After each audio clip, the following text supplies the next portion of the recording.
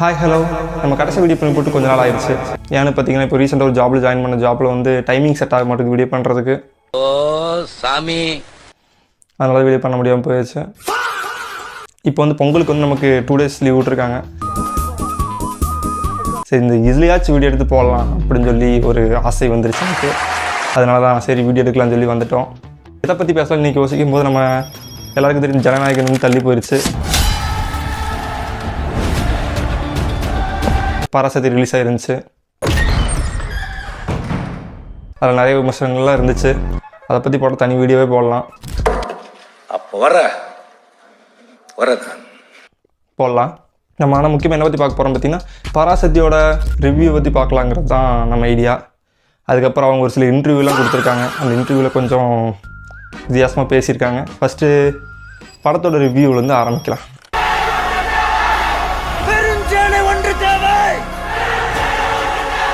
படத்தோட ஆன்லைன் என்ன பார்த்தீங்கன்னா இந்தியாவில் வந்து ஹிந்தி எல்லாருக்குமே தெரிஞ்சிருக்கணும். எல்லா ஸ்டேட்ஸுமே ஹிந்தி பேசணும்.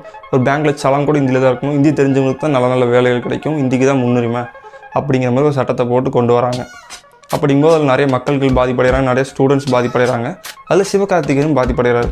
அதுக்கப்புறம் வந்து இவங்க சிவகார்த்திகேயன் ஃப்ரெண்ட்ஸ், அவங்க டீம்ஸ், அப்புறம் வந்து நம்ம டிஎம்கே,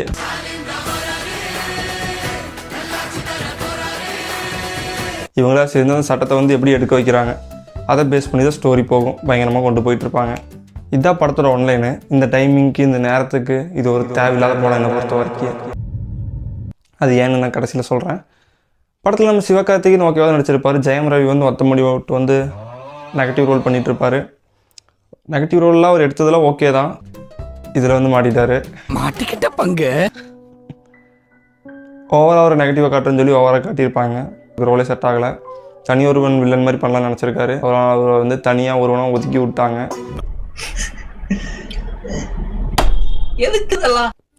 ஸ்ரீலீலா வந்து உள்ளே வந்திருப்பாங்களா, அவங்கள வச்சு லவ்வை காட்டுவாங்க. லவ்வையும் போட்டு வளர்ப்புவாங்க. வில்லனை சும்மா வளர்ப்புவாங்க. அதர்வா கேரக்டர் நல்லாயிருக்கும். அவரையும் சுட்டு கொண்டு வளர்ப்பிடுவாங்க. அந்த மாதிரி படமே ஒரு உழப்பலாக தான் போகும். படத்தில் வந்து ஃபஸ்ட்டு பாட்டெல்லாம் ரிலீஸ் ஆகும். பாடம் நல்லா தான் இருந்துச்சு. ஆனால் படத்தில் பாட்டெலாம் பார்க்கும்போது நல்லா இல்லை, எரிச்சல் தான் ஆச்சு. ஏன்னா ஒரு இடத்துல சும்மா சொருகி வச்சுருந்தாங்க. அதனால் அதுவும் பாட்டும் நெகட்டிவில் போயிடுச்சு. புலம்புறதுல எனக்கு போட்டியா? எது யாருறாம எனக்கு போட்டியா? புலம்பு வந்துட்டானா? அதுக்கப்புறம் அப்படியே படம் முடிஞ்சுதுன்னா டிவிக்கேன்னு கத்துறாங்க.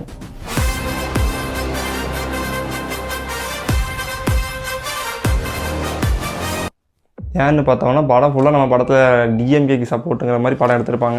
டிஎம்கே தான் இந்த போராட்டத்தெல்லாம் எடுத்து சப்போர்ட் பண்ணி எல்லாமே ஜெயிலுக்கு அப்படி இப்படின்னு போய் போராட்டம் பண்ணி தமிழுக்கு வந்து வெற்றி பெற்று கொடுத்தாங்க அப்படின்னு சொல்லி இந்த டைமிங்க்கு வந்து ரிலீஸ் ஆகிருக்கு. இதே டைமில் நம்ம ஜனநாயகனும் வந்து ரிலீஸ் ஆக விடாமல் ஆயிடுச்சுல, அதனால வந்து எல்லாருமே காண்டில் தான் இருக்காங்க. Okay, super. சுதா கொங்காரம் வெளியே வந்துட்டு எங்கள் படம் ஓடாமல் இருக்க காரணம்னு பார்த்தீங்கன்னா ஒரு பெரிய நடிகரோட படம் வந்து ரிலீஸ் ஆகாமல் போயிடுச்சு. அதனால் அவங்களோட ரசிகர்கள் தான் எங்கள் படத்தை ஓடாமல் பண்ணுறாங்க, தடுக்கிறாங்க அப்படின்னு சொல்லி அவங்க ஒரு பக்கம் பேச, ரசிகர்கள்லாம் கோவப்பட்டு சுதா கொங்காரம் பழைய படத்தில் எடுத்து அடிக்கிறாங்க, சூறை போட்டு எடுத்து அடிக்கிறாங்க, இறுதி சுற்று எடுத்து அடிக்கிறாங்க. தடுக்க முடியாது அடிக்கிறதெல்லாம். இன்னொரு பக்கம் சிவகார்த்திகேயன் வந்து சூரரை போட்டு எனக்கு வந்த படம் தான், நான் தான் வேணான்னு சொன்னதான் அவங்களுக்கு நியூஸ் போயிடுச்சு. அதனால தான் நான் நடிக்கலை, நான் நடிச்சிருக்க வேண்டியதுன்னு சொல்லி அதை ஒரு விதமாக சொல்கிறாரு. அப்புறம் மாநாடு படம் வந்து சிம்பு வந்து பாதி நடித்ததுக்கப்புறம் ட்ராப் ஆகி இவருக்கு வந்துச்சாமா. இவர் தான் வேண்டாங்க அவர் வச்சு நடிக்க வைங்க அப்படின்னு சொல்லி சொன்னாராமா. இல்லை அந்த படத்துல அவர் தான் நடிச்சிருப்பாராமா. நீ ஊர்த்தமா உன் நல்ல மனசுக்கு நீ தான் ஜெயிப்ப. இந்த மாதிரி பேசி உழப்பிட்டு இருக்காங்க போட்டு. அதனால் இவங்க அடிப்படுறது கண்டிப்பாக உறுதின்னு தெரிஞ்சிருச்சு.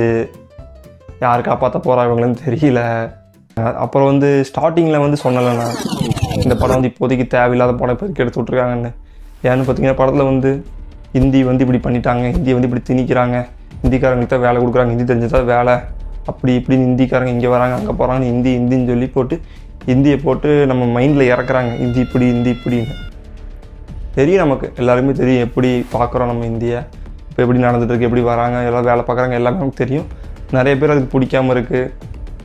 சீமானந்தான்னு எதிர்த்துட்ருக்காரு. இந்த மாதிரி நிறைய பேர் அதுக்கு எதிர்ப்பாக தான் இருக்காங்க. இந்த டைமில் வந்து படத்தை இப்படி விட்டு எல்லோரும் மைண்டுக்குள்ளே வந்து ஹிந்தின்னீங்கன்னா ஏற்கனவே அடித்து கொண்டுட்ருக்காங்க ஹிந்திக்காரனை. பாவம் தானேங்க ஆகணும். சும்மா நீங்கள் பாட்டுக்கு எடுத்து விட்டு எல்லாரையும் ப்ரெஷராக்கி விட்டிங்கன்னா மறுபடியும் அடித்து கொண்டுக்கிட்டே தான் இருப்பானுங்க. அந்த மாதிரி நிறைய சம்பவம் நடந்திருக்கு. இது இன்னும் கொஞ்சம் தூண்டுது. இந்த படத்தை பார்க்கும்போது அந்த விஷயங்கள் இன்னும் தூண்டுற மாதிரி இருக்குது. அதனால தான் சொன்னேன் இந்த படம் வந்து இந்த டைமுக்கு தேவையில்லாத படம். ஏகப்பட்டவர் வந்து பார்த்திங்கன்னா ஜனநாயகன் இல்லாமல் பொங்கலே இல்லை, தளபதி படம் இல்லாமல் பொங்கலே இல்லை, தளபதி படம் வர மாதிரி எந்த படத்தையுமே நான் பார்க்க மாட்டேன், நான் இந்த படம் தான் அப்போ தளபதி தளபதி தளபதி அப்படின்னு சொல்லி கத்திட்டு இருக்காங்க. இது நடக்க போகுதுன்னு தெரியல. சூர்யாவும் ஏன் இந்த படத்தை வேண்டான்னு சொன்னார் இப்போ தான் தெரியுது. ஸ்டார்டிங் எனக்கு தெரிஞ்சு கதை நார்மலாக தான் இருந்திருக்கும். அதுக்கப்புறம் வந்து ஒரு சில விஷயங்களால தான் ஸ்டோரி எனக்கு தெரிஞ்சு மாற்றிருப்பாங்க, சாதகமாக கதை எழுதியிருப்பாங்க. அதுக்கப்புறம் தான் நம்ம சூர்யா சார் கதையை கேட்டு செட் ஆகாது, நண்பனுக்கு நான் துரோகம் பண்ண மாட்டேன்னு வெளியே வந்திருப்பாருன்னு நினைக்கிறேன். நல்ல ஃப்ரெண்ட்ஸ் தாங்க.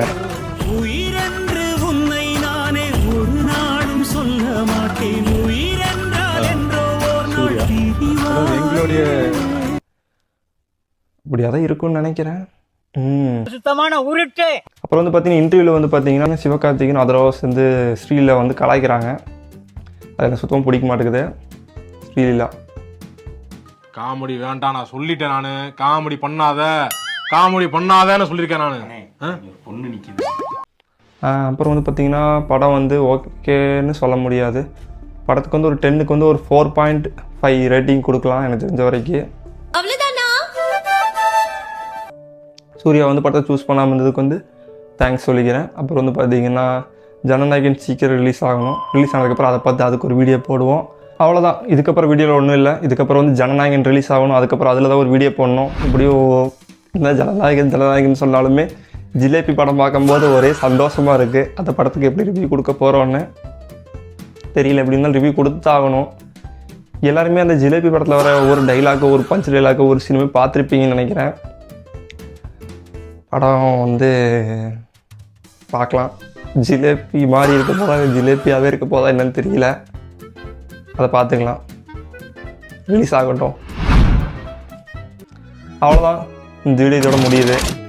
அடுத்த வீடியோ என்ன பண்ணுங்கிறத சீக்கிரம் யோசிச்சு சீக்கிரம் அடுத்த வீடியோ பண்ணுங்கிறத என் ஆசை. அவ்வளோதான். போயிட்டு வரேன். பாய். வீடியோவில் வந்து தெரியாமல் எதை பேசியிருந்தாலும் மன்னிச்சுக்கோங்க, தெரிஞ்சதை பேசியிருந்தாலும் மன்னிச்சுக்கோங்க. போயிட்டு வரேன்.